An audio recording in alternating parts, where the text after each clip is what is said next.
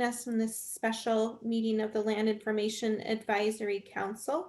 My name is Jenny Stapp. I'm the state librarian and chair of the council. We're going to go ahead and start with introductions, and I will call on people and ask you to introduce yourself and let us know where you're from and who you represent. Erin Fashaway, let's start with you. Absolutely. Good morning, everyone. My name is Erin Fashaway. I'm the State GIS Coordinator with the Montana State Library. And Genevieve? I'm Genevieve Lighthizer, and I'm the Admin Assistant for the State Library. Alex? I'm Alex Dado with the NRCS. I'm the State Soil Scientist, and I run the GIS section for NRCS in Montana. Thanks, Alex. Alan Armstrong? Hi, good morning, everyone. Alan Armstrong here with the Bureau of Land Management. I'm the GIS Program Manager for Montana and the Dakotas. I'm representing the Department of Interior, and I am in Billings. Thanks, Alan. Troy?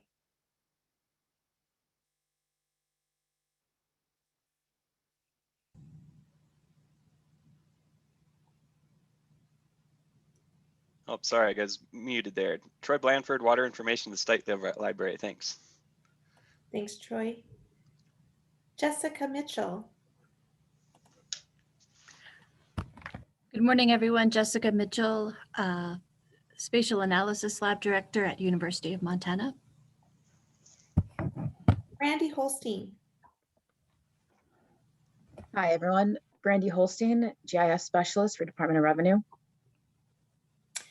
And Brian Collins? Good morning, everyone. Brian Collins, GIS Manager for DNRC. I'm sitting in today on behalf of our Director, Amanda Kastner. Brian. Eric Spangenberg? Good morning, everyone. Eric Spangenberg. I'm with City of Helena and Lewis and Clark County, GIS Coordinator, and I'm serving as a local government rep on MWAC. Thank you. Michael Fashaway? Michael Fashaway, Montana State Library and the Land Information Lead. And Frank Dewar? Hi, I'm Frank Dewar. I'm the GIS Manager for the City of Bozeman, and I'm serving as a local government representative. Jeff Hedstrom? Yeah, GIS Analyst for Montana State Library. Thanks, Jeff. Kenny Kettner? Good morning, I'm Kenny Kettner. I'm the Information Products Lead for Montana State Library. And Lee Mackholtz? Lee Mackholtz. I am the GIS Manager for the City of Missoula, serving as a local government representative. Rob All? Good morning. I am the GIS Specialist for a National Land Status Team of the Forest Service, and I represent the Montana Association of GIS Professionals. Matt Heller? Matt Heller, cartographer with the U.S. Fish and Wildlife Service Science Applications Program, and I am one of two DOI representatives. Megan Burns? Good morning. Megan Burns, GIS Analyst with the Montana State Library and the Administrative Boundaries Team Lead. Thanks. Valentine? Good morning. I'm Valentine Hoff, work at the Fire Center at the University of Montana, Missoula, and I represent the Montana University System. And I have a phone number ending in 752.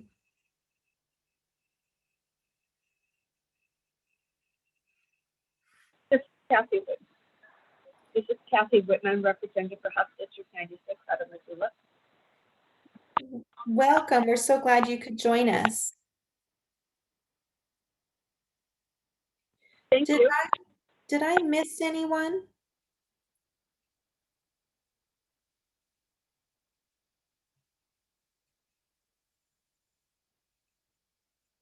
I do want to pay a special welcome to Kathy Whitman. She's one of two new legislative appointments to the council. So we're really glad you could join us today on very short notice. I know you just got your notice this week, so thanks for being with us. And then just an update for the rest of you.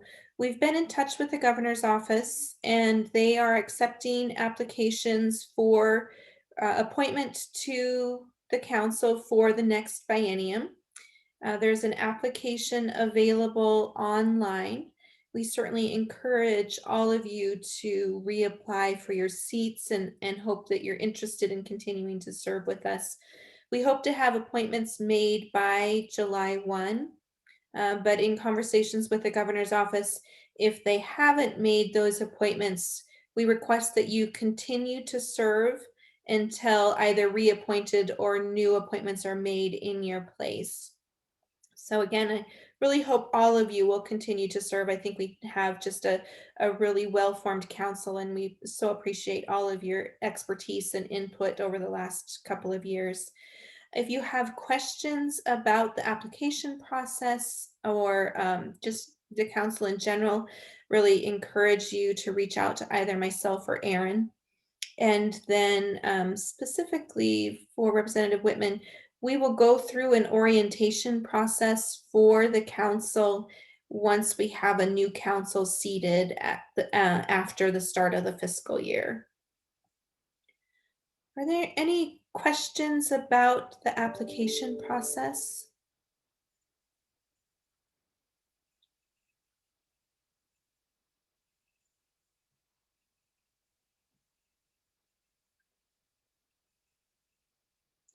Yeah, this is Eric. Could you maybe, if you have a chance, is the application, is that off of the governor's office or is it right from the state library? Is there a link from that page? I think we've actually got it in both places. Okay.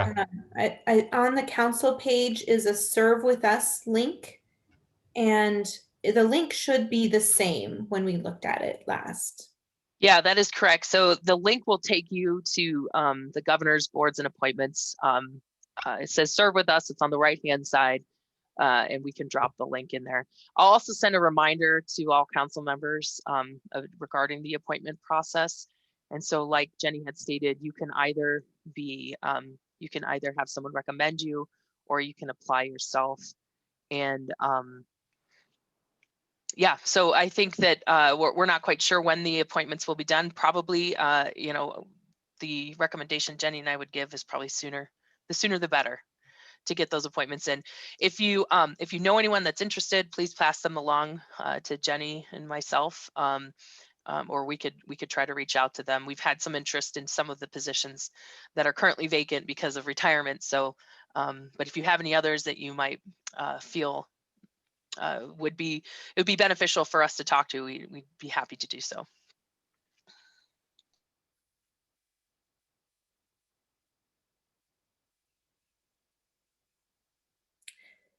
The first order of business is approval of the executive summary from our April 6th council meeting. Are there any corrections or additions to that executive summary?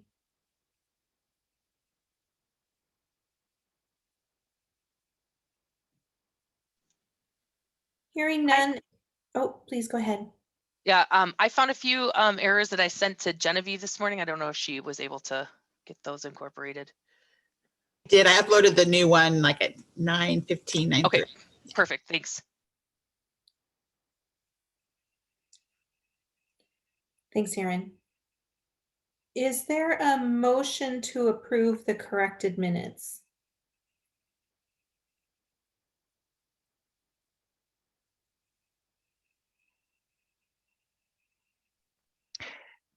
I'm moved to approve the corrected minutes for, gosh, what was the date? April 6th. For April 6th, 2021 meeting. Thanks, Lee. Is there a second? I'll second the motion. Oh, Valentin. Thanks, Valentin. Any further discussion?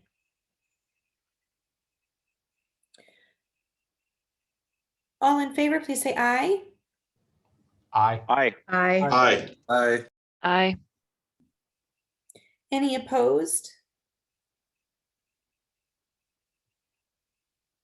Any abstentions?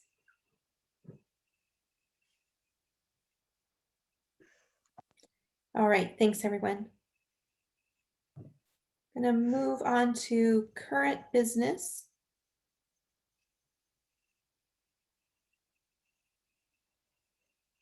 We have another action item. Erin, would you describe this grant extension request? Absolutely. Genevieve, will you mind clicking on that link, please? So during the last council meeting, we presented, the council approved the process for a special third-year extension due to the COVID-19 pandemic. And so we had offered all FY 2020 grant recipients who met some certain criteria to go into a third extension year. And typically we only extend for one fiscal year. And so given that, you know, the majority of their time during this during their extended year, so they're currently in an extended year, was under the COVID-19 crisis, and then it started you know, midway through their original grant year. We thought it would be fair to try to give them a little more time. And in this case, after the offer was made, we only had one grant recipient who was interested. So that's great for the grant program. The rest of the projects will be wrapping up in the next 2 weeks. And so basically Carter County, they have a electronic plat book project that they are working on, and this kind of supports their local government business processes and operations, and they have requested the extension. This was reviewed by the grant subcommittee of the council, and it was approved, and so it's just put in front of you for a final approval of the entire council. Any questions?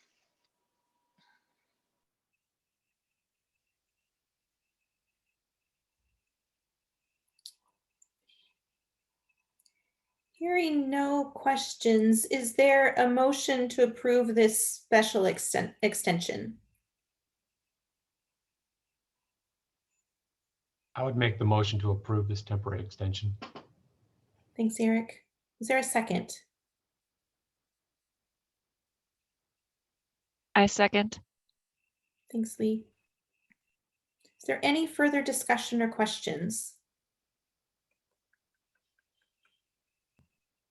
Let me ask if there's any public comment.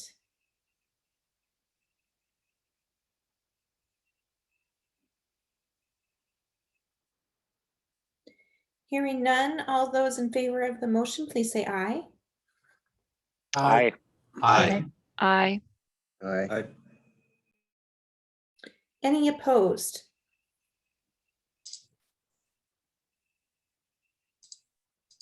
Any abstentions? All right, the motion carries. Thank you. Wanted to just briefly touch on a final legislative update for the council. We ended the session in a very positive fiscal position. Our House Bill 2 budget was largely approved as proposed by the governor.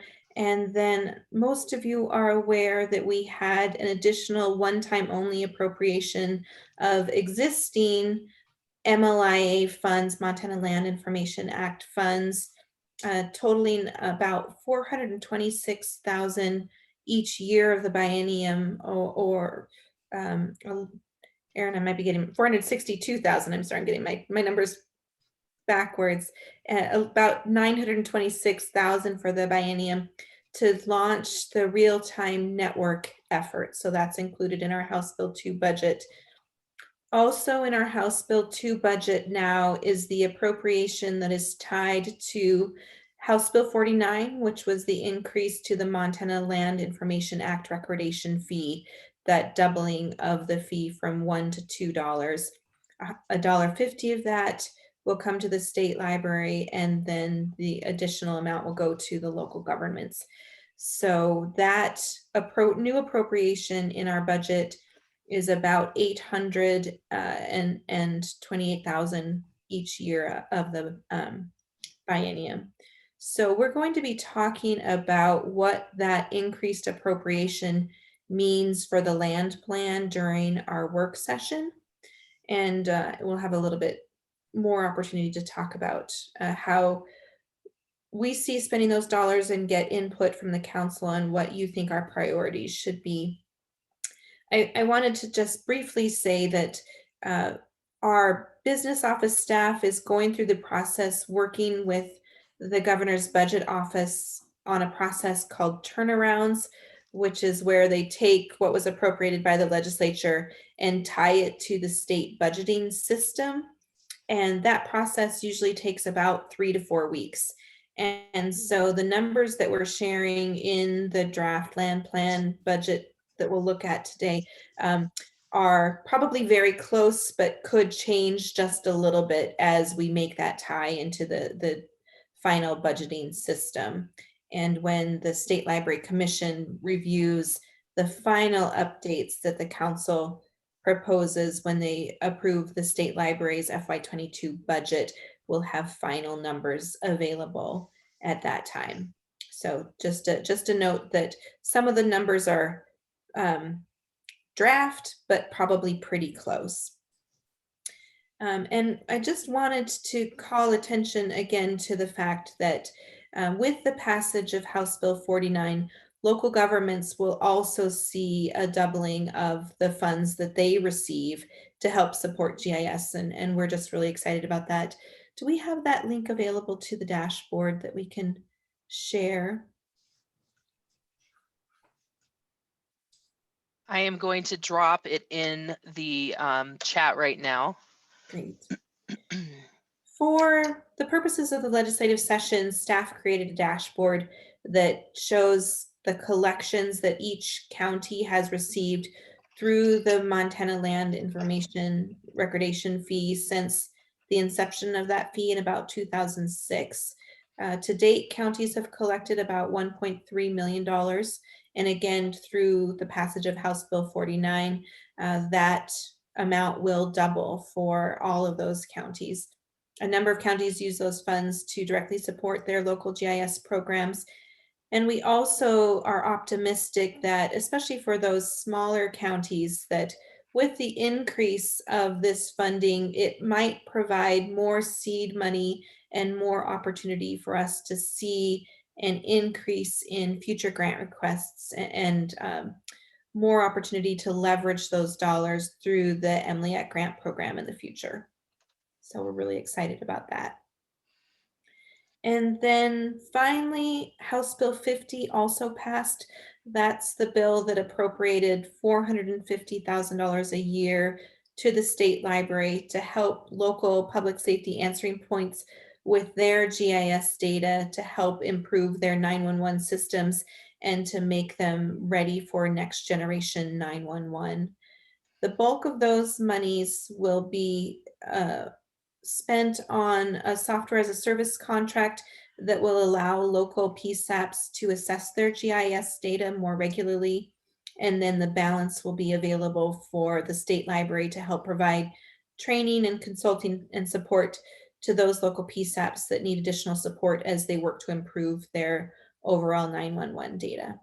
So another great opportunity for us as we move forward.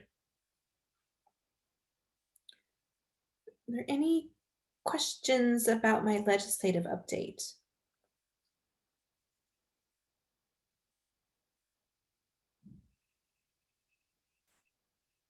Thanks for sharing that dashboard. That's actually really cool. Yeah, thanks, Frank. Esri has recently picked up the dashboard and it's being circulated through LinkedIn. So pretty proud of the work that our team did to get that up and running. That was nice. I actually ended up taking it and sharing it over to our treasurer and our fiscal folks on the county side and saying, FYI, where is this money? Actually, no. No, we typically, that collection actually is part of what we use when we every 5 years when we update the imagery and LiDAR over the valley. So that's a good share of that goes into that CIP that we use for our updates for that stuff. That's great, Eric. For those of you on the council that aren't aware, most of these dollars in some of the smaller counties will end up in a local government general fund. The intent is to help support the collection of land information at the local level. We don't have any kind of audit processes or any kinds of responsibilities to track how local governments use those funds, but we do have the ability to at least see what local governments are collecting based on the amount of revenue that's coming into those accounts. So that's the information that we're making available here. Jenny, did you say that this resource was actively used during session or this dashboard? Yeah. Yeah. Okay. Yes, exactly. Yeah, that's great. Thanks. Any other questions about my legislative update?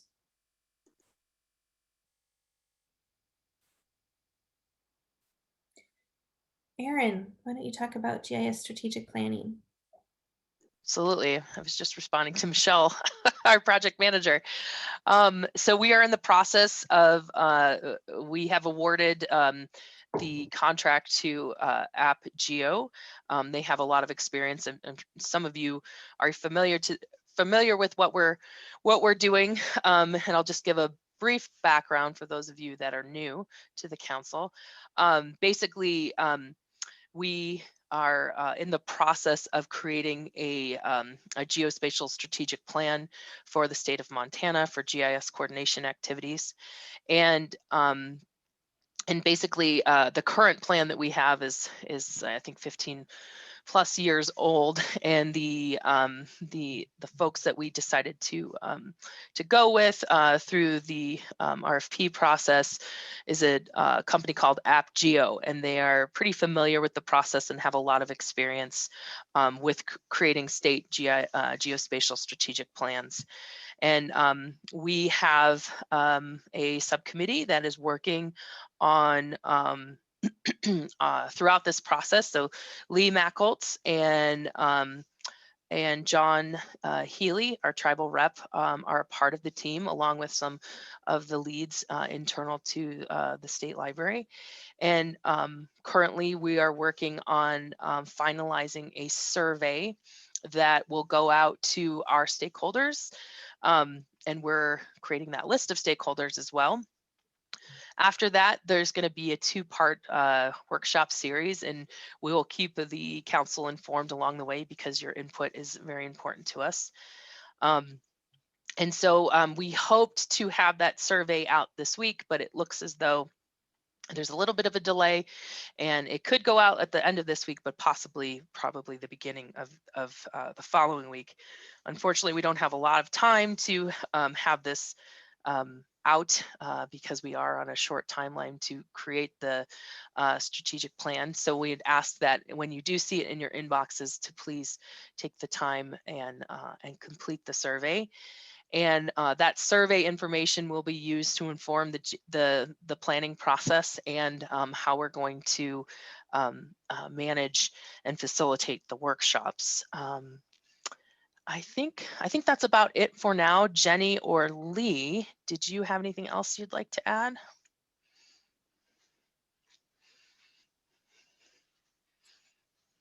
I think the biggest thing on my mind right now is that list of stakeholders and email lists, and how do we get this survey distributed? So I guess I'd put out an ask that if anybody has any ideas in terms of listservs or email lists or sources for that other than the Megap listserv, please throw something in the chat or shoot myself or Aaron an email about it. I've got to start, kind of adding on to the list that Aaron has created.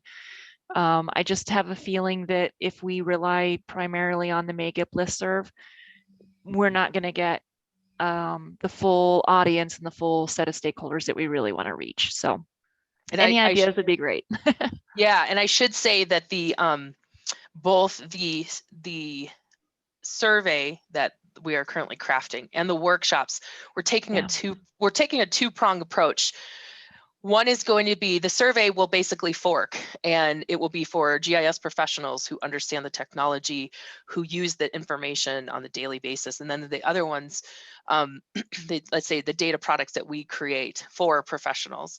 And then the other one will basically, the other part of the survey will be to address those users of applications and the information, any kind of application that is built on the MSCI and some of our other services. And so like that would be like a, not a GIS professional, but a professional like perhaps a realtor that uses, that relies upon cadastral on a daily basis.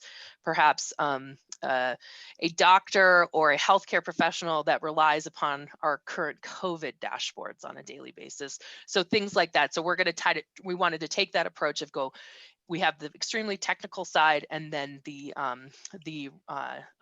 professional using our services side. So we'll hit up the usual suspects, as you probably could expect, the MAGIP listserv in that community. Some of the other ones I usually always send our activities and our announcements to as MAPS, which is the Association of Planners in the state.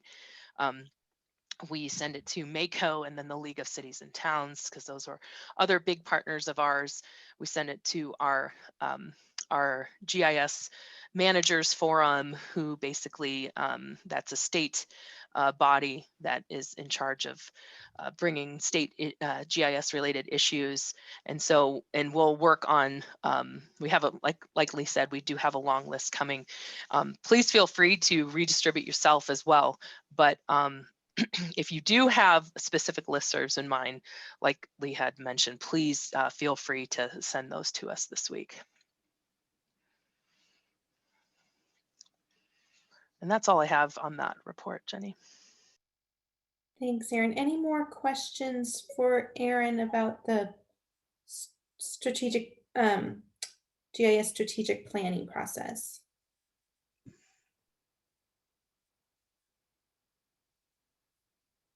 All right. Is there any additional public comment while we're in the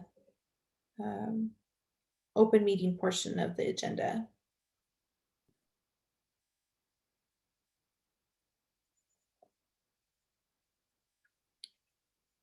All right.